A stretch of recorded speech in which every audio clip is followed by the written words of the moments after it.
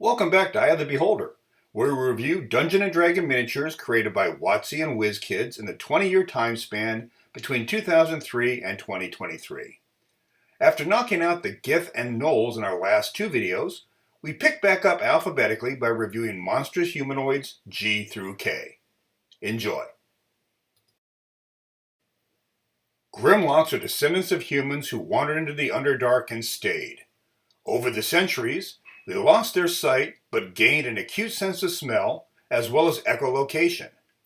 Preferring to attack in packs, they eschew ranged weapons, choosing to fight up close and personal with crude weapons made of stone and bone.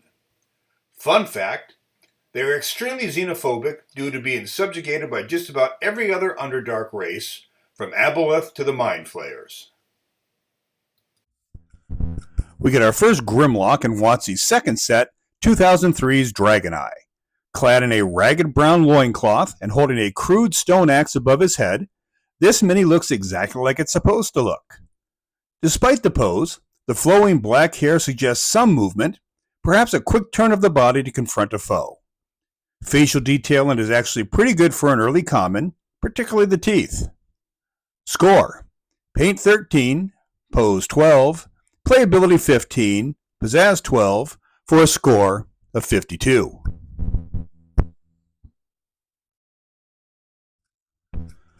A couple years later, we get this Grimlock Barbarian mini in, of course, 2005's Underdark set. Much more muscle-bound than the previous mini. It looks like he's done a bit of plundering. That's a mighty fine axe he's got. Posed in profile as he moves towards his foe, the axe held with both hands very low to the ground, perhaps even cutting a furrow in the earth below. Last note, the loincloth he wears is very nicely done in a two-tone brown with some subtle shading. Score: Paint 14, Pose 17, Playability 17, Pizzazz 18, for a score of 66.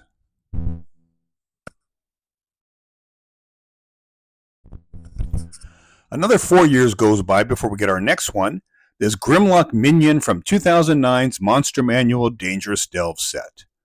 Based on the name, you can guess that this is a common, so it's very easy to get to create a Grimlock horde.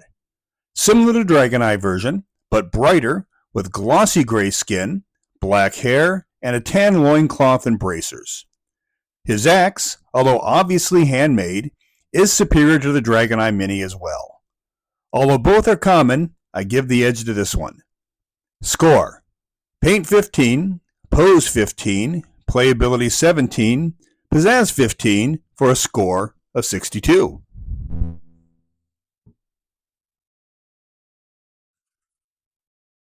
Our final Grimlock, and only WizKids version, comes in the Rage of Demons set of 2015. This mini is definitely leaning into the 5th edition book art, with the pot belly, pointed ears set on an elongated head, and stringy hair. What's that he's holding in his hand? At first, I thought it was a crude club. That's probably right, but it could also be a human thigh bone with a bit of rancid flesh still attached. You should go with whatever version fits the flavor of your encounter. Yellowish loincloth completes the look. Score: Paint 13, Pose 16, Playability 14, Pizzazz 13, for a score of 56.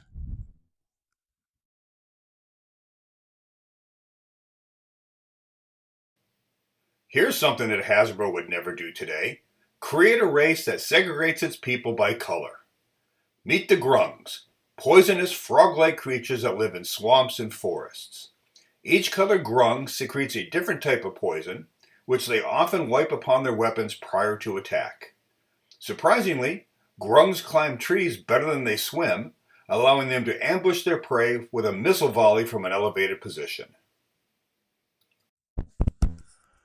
Of the 6 colors of Grungs, green, blue, purple, red, orange, and gold, lowest to highest, we get only 2, both from the Waterdeep Dungeon of the Mad Mage set of 2019. A lower caste green and an orange elite warrior. The green has black spots on his back and wields a dagger, while the elite warrior is more mottled orange-black and carries both dagger and bow, Note the quiver strapped to his back. Pose is basically the same for both, forward focused with a slight crouch. Score: Paint 15, Pose 13, Playability 13, Pizzazz 14, for a score of 55.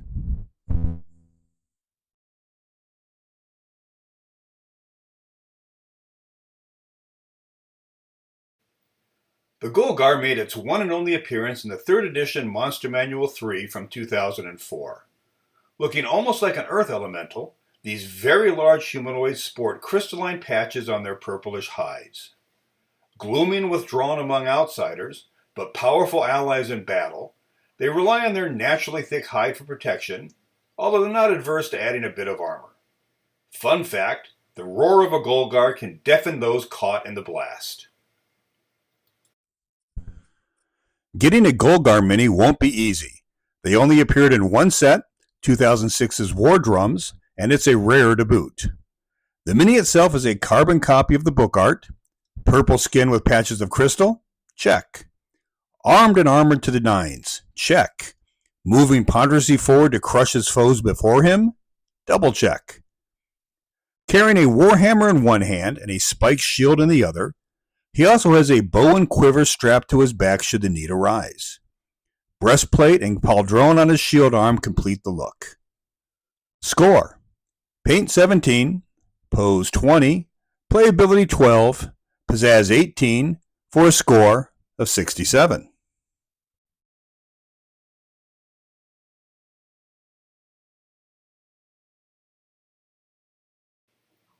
To me, the Heron Gun, a rabbit-like humanoid race, is a bit silly. Too Alice in Wonderland for my taste, but as they originated in the Feywild, it kinda tracks. Quick-witted and blessed with Fey luck, they are also imbued with insatiable wanderlust, rarely staying in one place for very long. As their personalities can range from peaceful to antagonistic, this makes for perfect NPCs for the adventure party to come upon while traveling, giving the DM ample role-playing options. We get our only 2 Heron Gun minis in 2021's The Wild Beyond the Witchlight set. This is a Heron Gun Brigand, so make of that as you will, playability-wise. Armed with a dagger and crouched very low, as you can imagine, Heron Guns are exceptionally good jumpers, which is what this guy looks like he's about to do. His loose-fitting brown tunic is indistinguishable, color-wise, from his brown fur. Finally, note the oh-so-cute pink ears and nose. Score: Paint 14, Pose 14, Playability 13, Pizzazz 12, for a score of 53.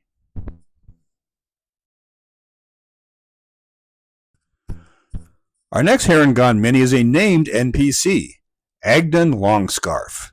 What a cool miniature. The clear stand with a bit of translucent plastic supporting the mini gives a fantastic illusion of the creature in mid-spring as he sails towards or away from his foe. His light blue namesake scarf billowing out behind him as he prepares to swing his light mace into his enemy. Head and face detail is befitting a rare mini, with the ears laid back and a look of intense concentration on his face. While I'm not personally sold on the Heron Gun race, this is a pretty good miniature. Score: Paint 25, Pose 20, Playability 15, Pizzazz 25, for a score of 90.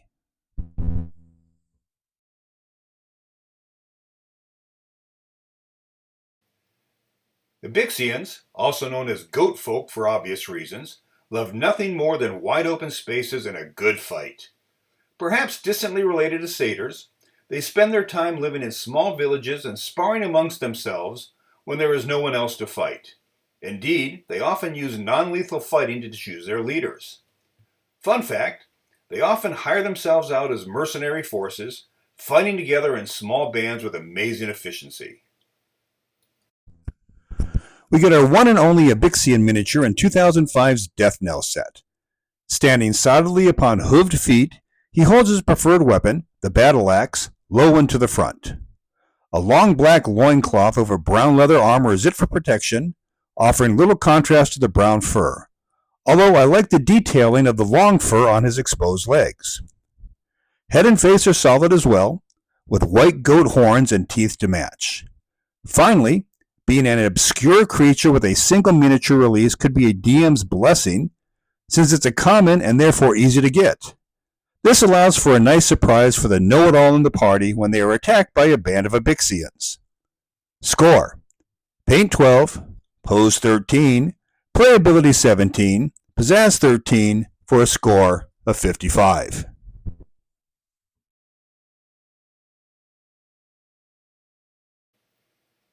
Kenku are flightless avian humanoids who tend to live in the shadows of large cities, operating in small gangs and working as spies, assassins, or thieves. Cowardly by nature, but vicious when forced to fight, they favor small, easily hidden weapons such as daggers and slings. They can also do damage with their taloned fingers. Fun fact: Kenku are natural mimics, able to impersonate another's voice if they hear it even a few times with amazing accuracy. We get our first Kenku, appropriately enough called a Kenku Sneak, in 2005's Death Knell set.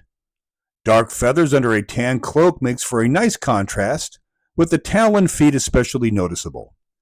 Armed with a short sword and buckler, note the curved bit off his right shoulder. A concealed bow, perhaps? The fact that it's a common is nice, making it easy to get a few for your Kenku flock. Score: Paint 12, Pose 11, Playability 14, Pizzazz 11 for a score of 48.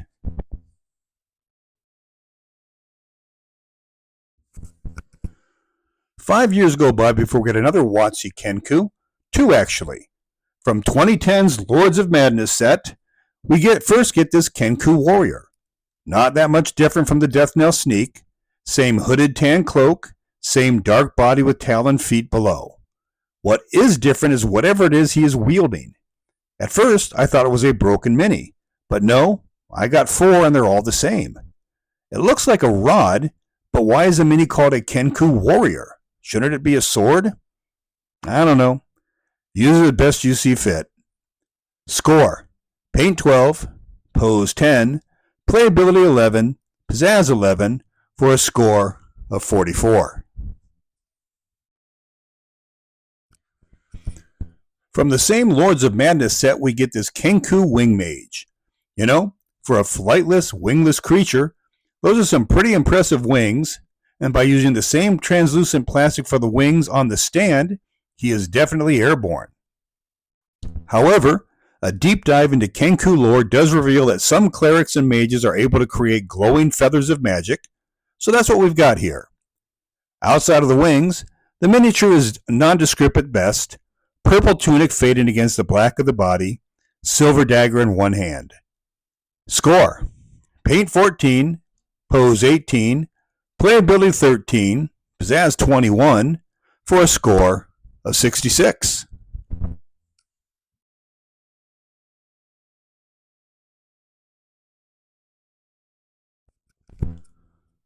Our only WizKids Kenku minis come from the 2016 Storm King's Thunder set, and surprise, surprise, surprise, it's another dual variant. The first is armed with a short sword and is clad in a monochrome tan hooded cloak, while the second carries a bow and wears a tan cloak with a dark brown hood. One difference from the WOTC Kenkus and these guys have gray feathers on the body, but black feathers on the face, which does fade to a gray beak. Score: Paint 13, Pose 12, Playability 13, Pizzazz 20 for a score of 50.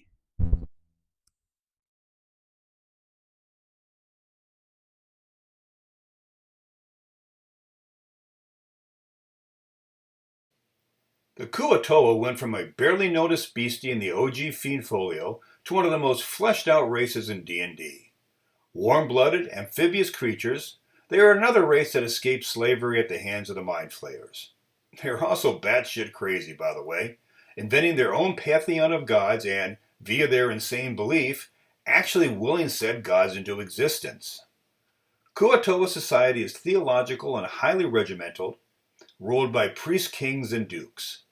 There are a lot more levels of hierarchy to the Kuo-toa, but I can't pronounce most of the titles. But let's take a shot at the Supreme God's name. Bilbo Doodlepoop.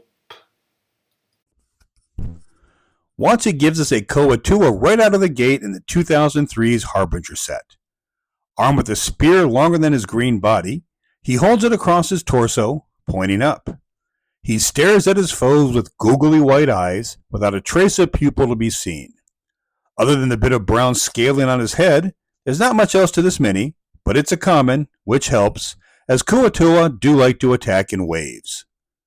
Score: Pain 11, Pose 13, Playability 15, Pizzazz 12, for a score of 51.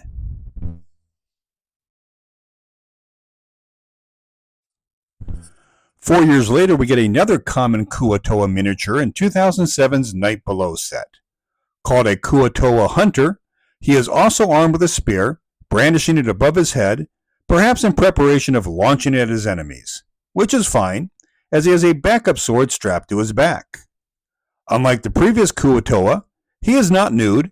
He's wearing custom-made leather armor, with which appears to have some type of insignia on the chest.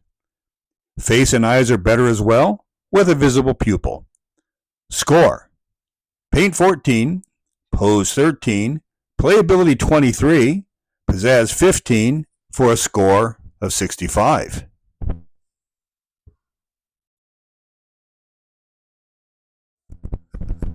Moving up in the Koatua hierarchy, we get this Koatua whip in the same Night Below set. Whips act as enforcers for the clerics, and they are fanatical about it.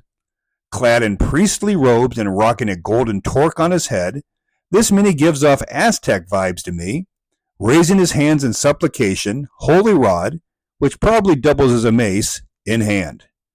And look at that face. This guy is fervent in his beliefs. Score: Paint 16, Pose 21, Playability 21, Pizzazz 24, for a score of 82.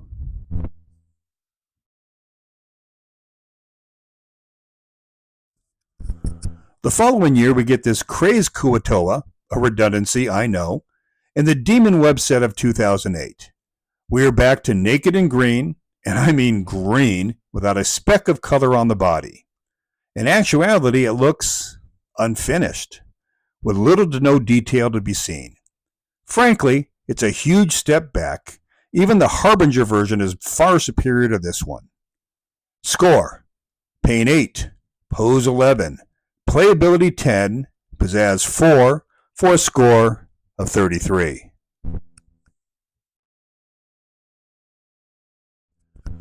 WizKids gives us two Koatuas in the 2015's Rage of Demons set, and they are not variants of each other. The first, a common, is a change from previous Koatuas, going with a pale, fishy hide that really shows off the webbed feet.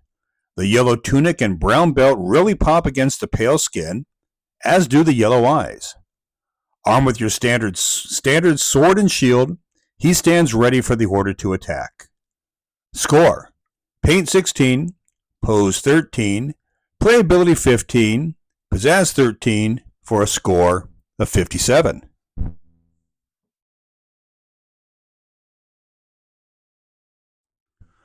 Our second Rage of Demon Koatua is this Koatua Archpriest. A dark brown tunic covers much of his purple body, held tight by a belt with a huge golden buckle that I'm sure also provides some armor protection. Golden bands at wrist and ankle denote status as he urges his lessers into battle, his staff of office held high above his head. Another excellently done visage. You can practically hear his cries as he exhorts his troops to battle. Great eyes, too. Score: Paint 16, Pose 20, Playability 19, Pizzazz 22, for a score of 77.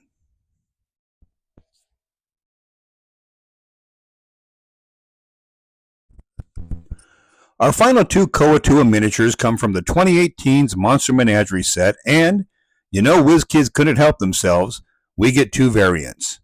However, in this case, I applaud them for it, as they both wield weapons unique to the Koatua. The first, a common, wields a pincer staff, which can be used to hold and subdue an enemy, as well as carrying a hook attached to a rope in his other hand, which he uses as a throwing weapon with the added bonus of dragging his prey back should the hook set.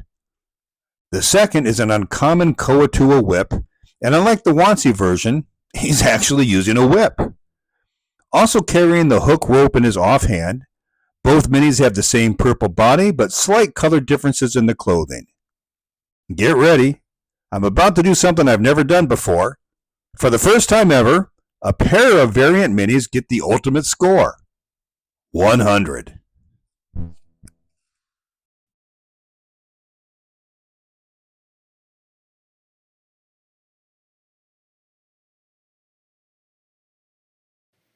And on that high note, we are finished for now. As always, I appreciate you taking the time to watch my humble videos. Please like and subscribe if you like what you see. In our next video, we will continue our exploration of monstrous humanoid miniatures, picking up the Leonids. See you next time on Eye of the Beholder.